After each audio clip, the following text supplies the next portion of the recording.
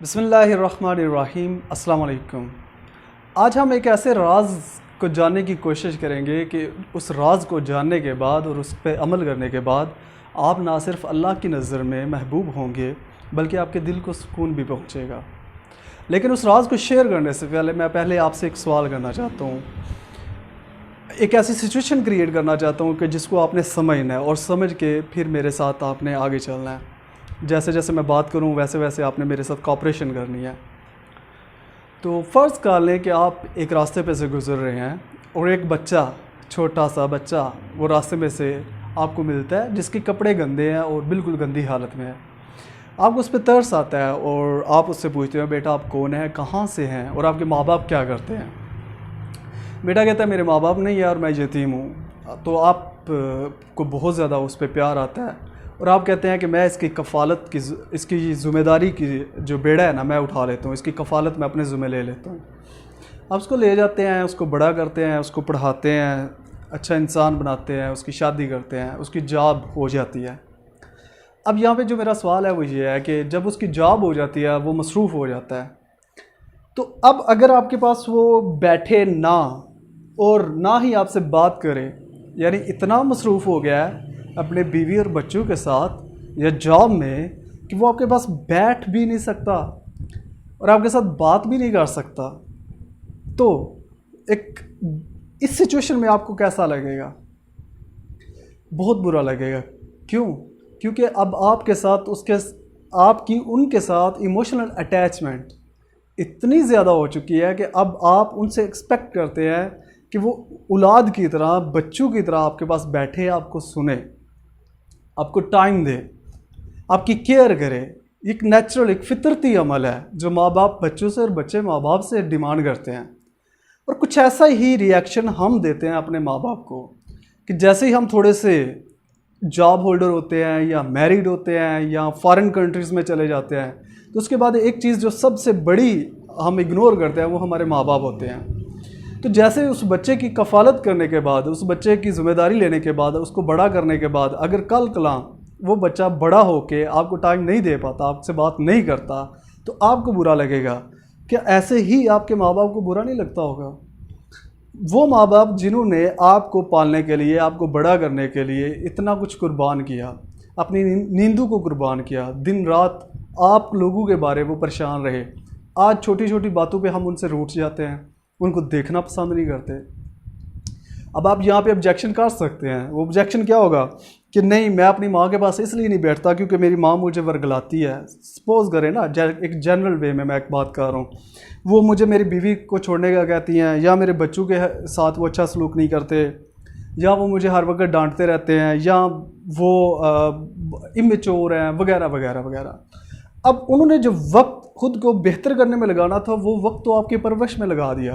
अब वो ऐसी बातें ही करेंगे ना, जब इतना टाइम उन्होंने आपकी परवरिश पे लगा दिया, इतना सब अपनी ज़िंदगी के बेहतरीन हिस्से आप लोगों पे लगा दिए। अब बदले में उनकी ये डिमांड्स हैं, ये कि उनकी इमोशनल नीड है जिसकी वजह से वो ऐसी बातें करते हैं या ऐसी एक्सपेक्टेशन करते हैं। लेकिन सवाल यहाँ पे ये बनता है कि अगर वो ऐसा कुछ कहें जो गलत है, ऐसा कुछ कहें जो हमें अच्छा नहीं लगता, तो फिर क्या करना चाहिए? इसका सलूशन है, और इसका सलूशन इस चीज़ में छुपा हुआ है कि आप अल्लाह की रज़ा, ना कि इंसान की रज़ा को चाहें। यानी आप अल्लाह की रज़ा की खातिर अपने माँ बाप की खिदमत करें, आप रिवार्ड अल्लाह से डिमांड करें।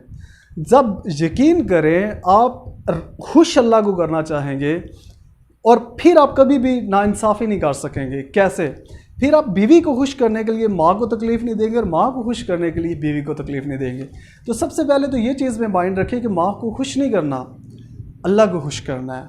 और अल्लाह को खुश करना ज़रूरी है क्योंकि यहाँ पे ज़िंदगी आर्जी है, कुछ दिन, कुछ सालों की होगी, कुछ डेकेड्स की होगी, लेकिन उसके बाद क्या है, अल्टीमेटली हमने मर जाना है। तो वहाँ पे जो चीज़ हमारे अमाल में काउंट होगी इबादत के बाद, तो फिर ये चीज़ें काउंट होगी कि हमने अपने माँ बाप के साथ सलूक कैसा किया।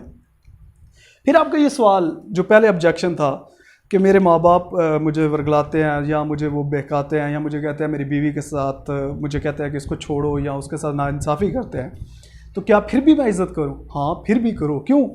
आप उनकी इज़्ज़त उनके रुतबे की वजह से करो, ना कि अक्ल की वजह से।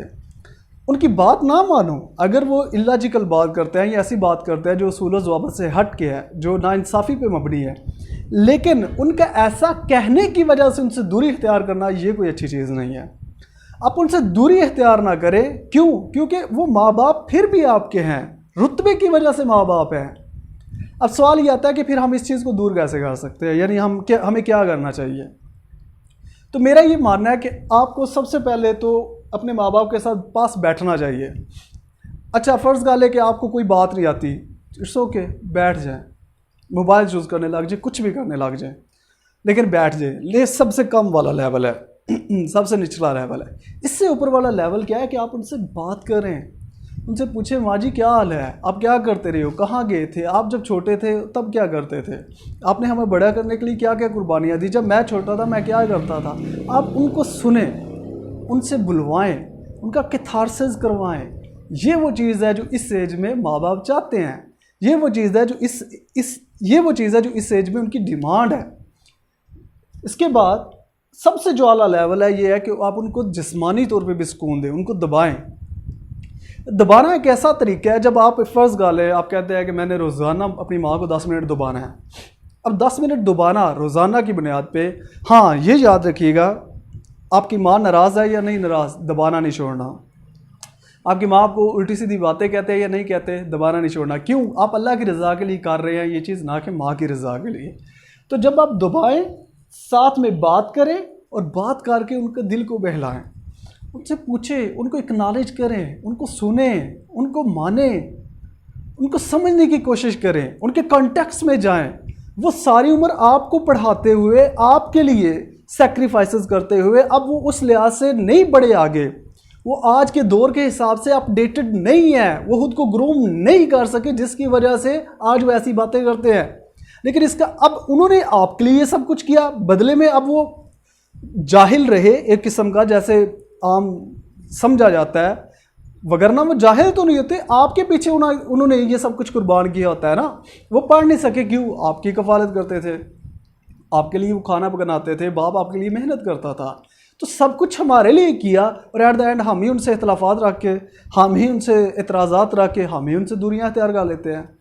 तो मेरा ये मानना है कि आपको रोज़ाना की बुनियाद पे अगर आप फॉरेन कंट्री में हैं तो रोज़ाना की बुनियाद पे 5 से 10 मिनट कॉल करके अपनी माँ का हाल पूछा करें। उनसे पूछे क्या करते रहे सारा दिन, उनसे पूछे आपकी तबीयत ठीक है, उनसे पूछे ताकि उनको अच्छा लगे, उनके दिल का, उनके अंदर की जो भड़ास है वो बाहर निकले, उनको अहम फील हो, उनको लगे उनका कोई अपना है। आप जितने भी उनको महल दे ले, गाड़ियाँ दे ले, बंगले दे ले, नौकर चाकर दे ले, एक साइड पे 2 बेटों की मिसाल लेते हैं, ये मेरा मानना है। एक बेटा है अपनी माँ को गाड़ी लेके देता है, बंगला लेके देता है, और अपनी माँ को नौकर चाकर वगैरह रख के देता है।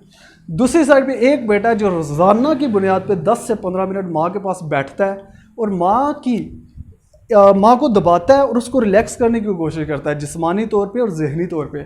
मेरे ख्याल से जो दुआओं का ज़्यादा मुस्तहिक होगा, जिसको ज़्यादा दुआएं मिलेंगी, दिल से दुआएं मिलेंगी, वो बेटा है जो माँ को अपना टाइम देता है, जो केयर करता है, जो उनके साथ अपना बॉन्ड मजबूत करता है।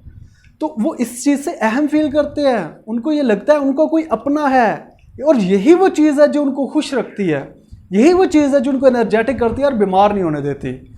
आज ज़्यादातर हमारे माँ बाप इस वजह से बीमार है, उनको कोई सुनते ही नहीं है, उनके पास कोई बैठ के राज़ी ही नहीं है, उनके साथ कोई बात करके राज़ी नहीं है। क्यों? क्योंकि कोई ज़्यादा माँ की तरफ टिल्ट हो गया, कोई ज़्यादा बीवी की तरफ टिल्ट हो गया। लेकिन जब खुदा की रज़ा के लिए चलोगे, ना बीवी की गलत बात मानोगे, ना माँ की गलत बात मानोगे।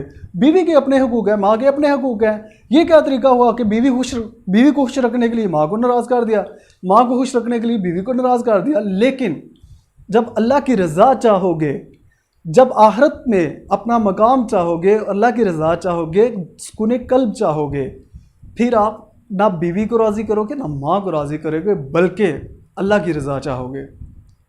तो मेरा ये मानना है कि आप रोज़ाना की बुनियाद पे कुछ मिनट्स निकाला करें। फॉरेन कंट्री में है तो कॉल कर लें, यहाँ पे है तो खुद जाएं, 10 से 15 मिनट बैठें। क्यों? आज ही आप सब करेंगे चीज़ें तो कल को आपकी औलाद बदले में ये चीज़ें देगी। आप जितना भी बच्चों को लेक्चर दे लें, बेटा माँ बाप के साथ अच्छा सलूक करना चाहिए, बेटा ये करना चाहिए, बेटा वो करना चाहिए, बच्चे पे असर नहीं होगा, क्योंकि बच्चा वो करता है जो वो देखता है, बच्चा वो नहीं करता जो आप उसको कहते हैं। तो आपको एग्जाम्पल सेट करनी है। एग्जाम्पल क्या सेट करनी है कि जो आज आप बोओगे वही आप कल काटोगे। तो कितने फ़ायदे हुए। आप माँ को फिज़िकली सुकून दे रहे हो, बदले में माँ आपको दुआएं दे रही है, माँ अपने आप को अहम फील कर रही है, माँ खुद को कॉन्फिडेंट फील कर रही है, अल्लाह की रज़ा मिल रही है, एट द सेम टाइम आपको सुकून कल मिल रहा है। तो इतने से 10 से 15 मिनट में इतने ज़्यादा फ़वाइद अगर हासिल किए जा सकते हैं। और सबसे बड़ी बात आपको इंसान होने के नाते एक रिश्ते को जो अहमियत दी जानी चाहिए, और मुसलमान होने के नाते एक रिश्ते की जो अहमियत है, जब आप वो देंगे तो ये सबसे बड़ी बात कि आप इंसाफ करने लग गए हैं, आप उसकी रज़ा नहीं अल्लाह की रज़ा देखने लग गए हैं। तो अगर आप इस चीज़ पे अमल करते हैं तो मेरे ख्याल से ये सारे फ़वाइद आप ले सकते हैं। जज़ाकल्लाह।